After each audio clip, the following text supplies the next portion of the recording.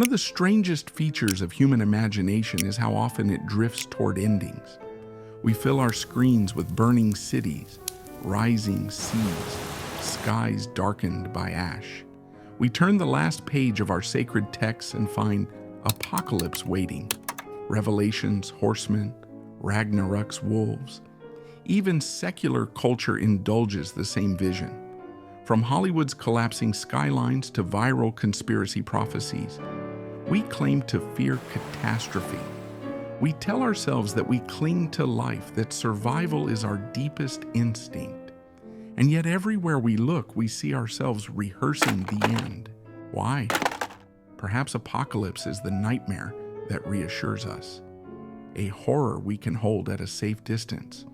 After all, it is easier to fear one great ending than to endure the 1,000 small endings of ordinary life.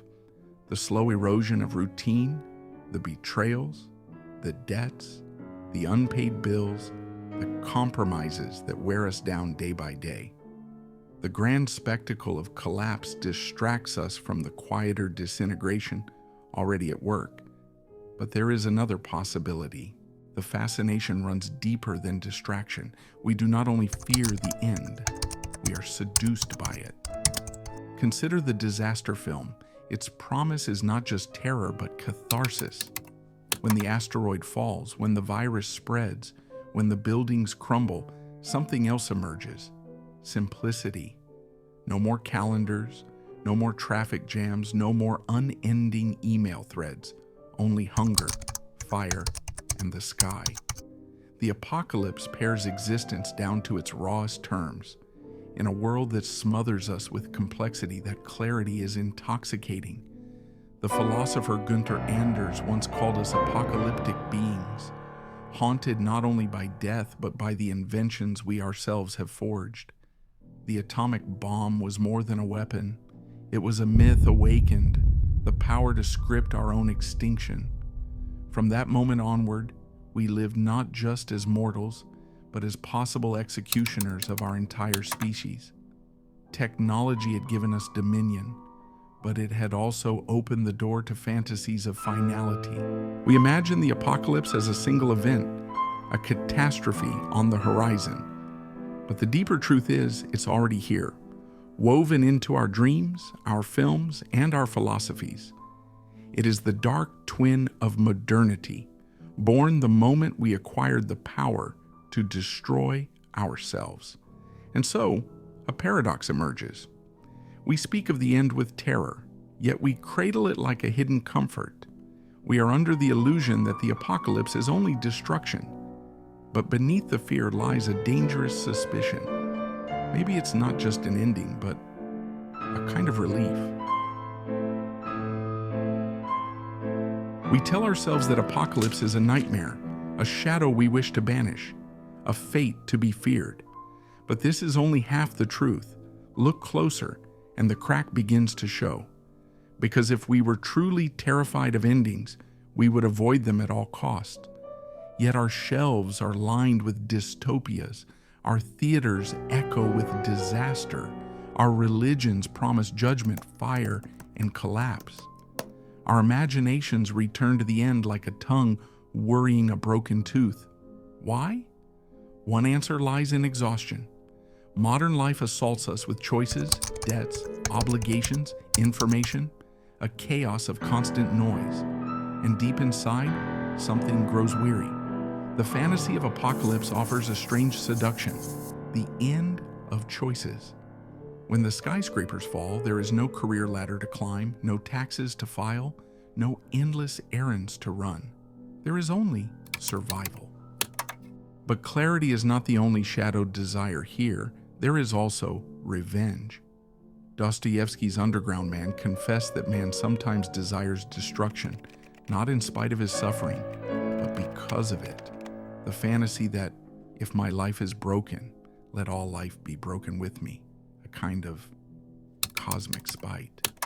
And yet behind simplicity and revenge lies another paradox, the longing for purification.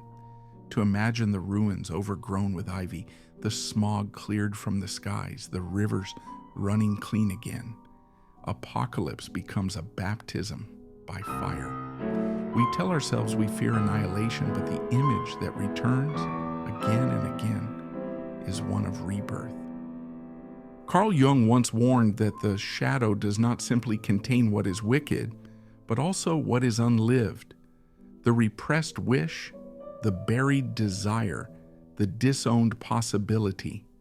Perhaps our fascination with endings is not only terror, but also the eruption of what culture has demanded we repress, the wish to start over. But here is where the crack widens. To long for collapse is not only dangerous, it is self-deceptive. For the fantasy of simplicity forgets the reality of suffering. Hunger is not purity, fire is not mercy, and silence is not peace. And yet we return to these images because they soothe a deeper wound, the sense that our lives as they are cannot go on. This is the paradox Anders named when he called us apocalyptic beings. We carry within us both the dread of destruction and the secret desire for it. And as the crack widens, the question becomes impossible to escape.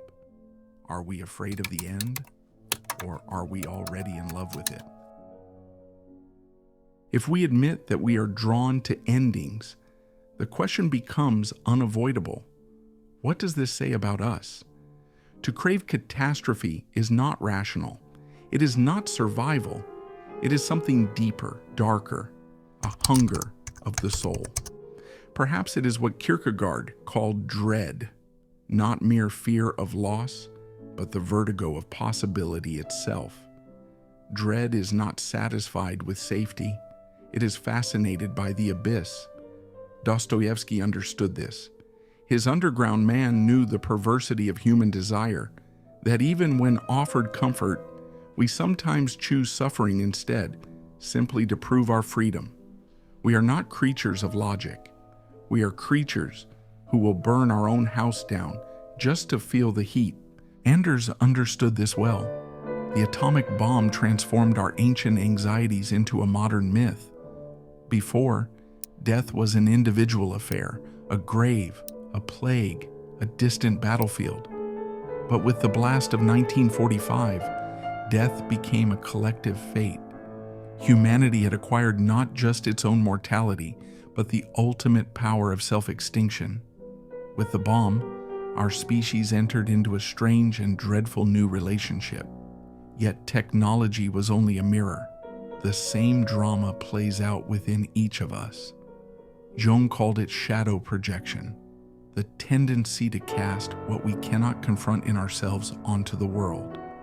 So, what is our culture's obsession with the apocalypse but a massive projection of our own inner collapse? We fear the world ending because on some level we feel that we ourselves are ending. This isn't merely a cultural phenomenon, it is an intimate one. Think of those sleepless nights, the thoughts spiraling toward the worst-case scenario. Think of the secret envy we feel when a system collapses, because at least a collapse is honest. Think of the small acts of sabotage we commit against ourselves. Procrastination, self-destruction, the bottle drained at midnight. These are all private rehearsals for the apocalypse. To secretly crave the end of the world is, in truth, to crave the end of ourselves. Not because we wish for nothingness, but because we long for a release from being who we are. And in this lies the most unsettling paradox. What truly terrifies us isn't death, but the unbearable burden continuing to live. Every descent has its mirror. The turmoil within us does not remain sealed inside. It shapes the stories we tell, the histories we enact, the myths we inherit. To see our obsession with apocalypse clearly, we must look at the worlds we have already destroyed and the worlds we have always imagined destroying. In the Norse myth of Ragnarök, the gods know the end is inevitable. The wolf Fenrir will break his chains. The serpent Jörmungandr will rise from the sea. The sky itself will split. What makes the myth haunting is not the destruction, but its inevitability. The Christian book of Revelation offers a different vision. The horsemen ride, the stars fall, the seas turn to blood. But behind the violence lies a promise. The world must burn so that a new Jerusalem may descend. Destruction as purification. History too reflects these myths. Hiroshima and Nagasaki, cities erased in fire. Chernobyl, a poisoned landscape where invisible forces linger. The Holocaust, a systematic apocalypse of a people, proving that the end can come not from gods, but from men. Even climate change bears the shape of myth. Rising seas, burning forests, vanishing species.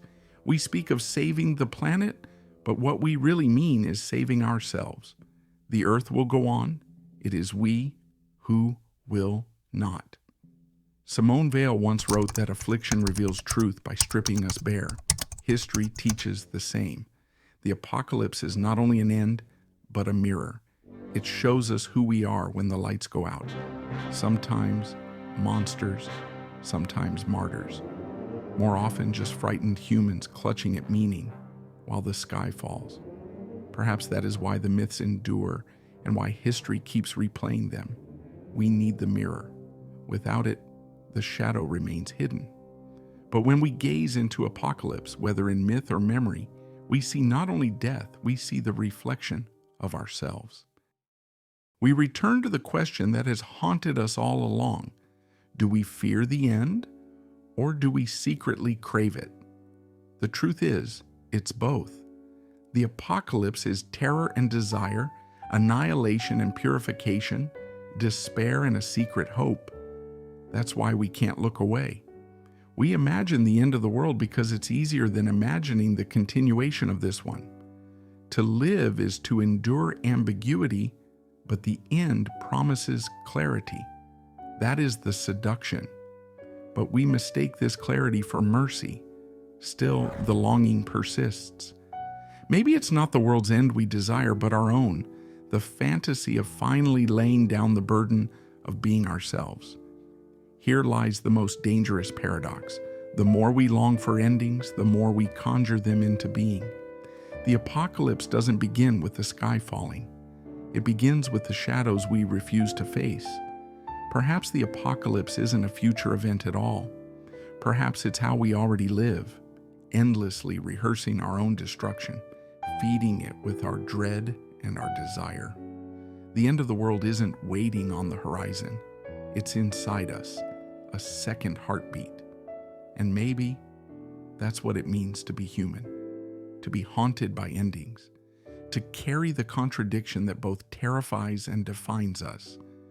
We don't just fear the end, we don't just long for it. We do both in the same breath. It is a contradiction we live with.